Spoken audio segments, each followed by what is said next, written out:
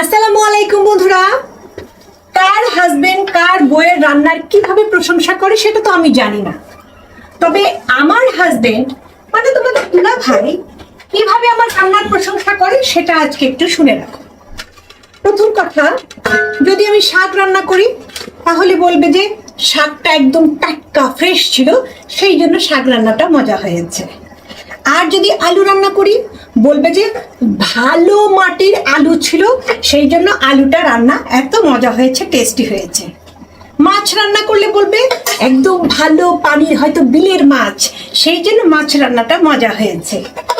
আর নিজে যে বাজারে যদি দেখে শুনে বেছে বেছে কোনো কিছু নিয়ে আসে, সেই রান্নাটা যদি মজা হয় তাহলে বলবে আমি বাজারে গিয়ে দেখে শুনে বেছে বেছে নিয়ে এসেছি দেখে রান্নাটা মজা হয়েছে। গরুর মাংস যদি রান্না করি তাহলে বলবে যে গরুটা পুরুষ গরু ছিল এবং একদম কচি ছিল, সেই জন্য গরুর মাংসটা মজা হয়েছে।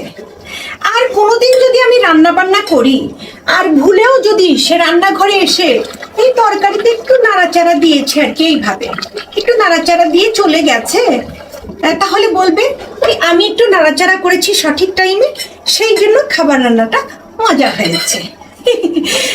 মানে কি আর বলবো, মানে পৃথিবীতে আমি যে রান্না করেছি সেটা বাদ দিয়ে সব কারণ হচ্ছে রান্না মজা হওয়ার জন্য, সব কারণ সঠিক, শুধু আমি রান্না করেছি সেটা ব্যাঠিক।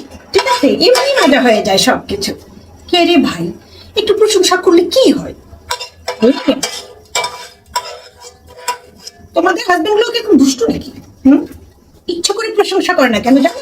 যদি মাথায় উঠে বসি, আমি বউ, আমি মাথা উঠবো না তো কে মাথা উঠবে রে? হ্যাঁ, ভালো লাগে না, অসত্য।